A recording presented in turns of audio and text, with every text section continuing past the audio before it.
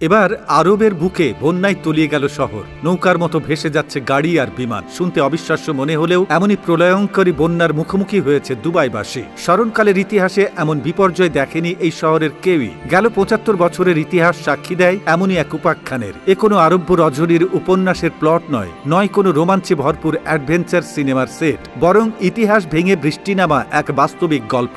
যে আরব দেশে বৃষ্টির জন্য অপেক্ষা করে থাকতে হয় চাতক পাখি কিংবা তীর্থের কাকের মতো, সে অঞ্চলে এবার অতিবৃষ্টিতে দেখা গিয়েছে বন্যা। কিন্তু হঠাৎ করে কেন এমন ভয়ঙ্কর প্রাকৃতিক বিপর্যয় নেমে এলো দুবাই জুড়ে? এ কি কৃত্রিম বৃষ্টি নামানোর ফল, নাকি এর পেছনে আছে অন্য কোনো গল্প?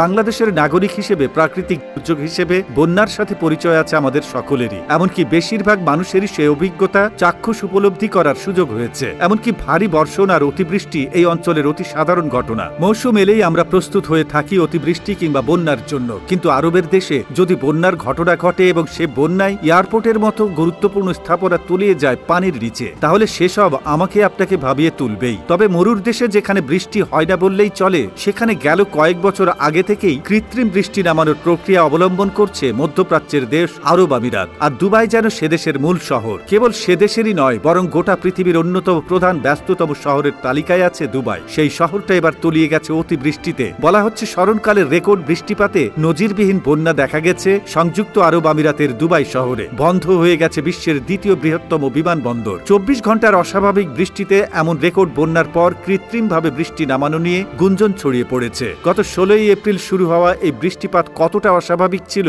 এবং এ ধরনের ভারী বর্ষণের কারণ কি ছিল, সে বিষয়ে ধারণা পাওয়ার চেষ্টা করছেন বিশ্লেষকরা। দুবাই থেকে ১০০ কিলোমিটার দূরে অবস্থিত আল আইন শহরে ২৪ ঘন্টায় ২৫৬ মিলিমিটার বৃষ্টিপাত রেকর্ড করা হয়েছে। উপসাগরীয় অঞ্চলে বৃষ্টিপাতের ধরন নিয়ে পড়াশোনা করে আসছেন ইংল্যান্ডের ইউনিভার্সিটি অফ রিডিং এর আবহাওয়াবিদ মার্টিন আব্বাউম। এই ভারী বর্ষণের ব্যাখ্যায় তিনি জানান, বিশ্বের এই অংশটি সাধারণত দীর্ঘদিন বৃষ্টিহীন থাকে, তবে অনিয়মিত ভারী বৃষ্টি হয়ে থাকে। এরপরও এটা ছিল সবচেয়ে বিরল বৃষ্টিপাতের ঘটনা। এদিকে এই বৃষ্টিপাতের ক্ষেত্রে জলবায়ু পরিবর্তন কতটা ভূমিকা রেখেছিল এখনই তা সুনির্দিষ্ট করে বলা সম্ভব নয়। এজন্য প্রাকৃতিক ও মানব সৃষ্ট বিষয়গুলোর পূর্ণ বৈজ্ঞানিক বিশ্লেষণ প্রয়োজন রয়েছে। এজন্য কয়েক মাস সময় লাগতে পারে। তবে যেভাবে জলবায়ু পরিবর্তন হচ্ছে তার সঙ্গেই রেকর্ড বৃষ্টিপাতের সম্পর্ক আছে। সাধারণত তুলনামূলক বেশি উষ্ণ বাতাস অধিক পরিমাণে আর্দ্রতা ধরে রাখতে পারে। প্রতি ডিগ্রি সেলসিয়াস তাপমাত্রায় অতিরিক্ত প্রায় ৭% আর্দ্রতা ধরে রাখতে পারে, যা বৃষ্টির তীব্রতা বাড়াতে পারে। এছাড়া প্রযুক্তির ব্যবহার করে কৃত্রিম বৃষ্টি ঝরানোর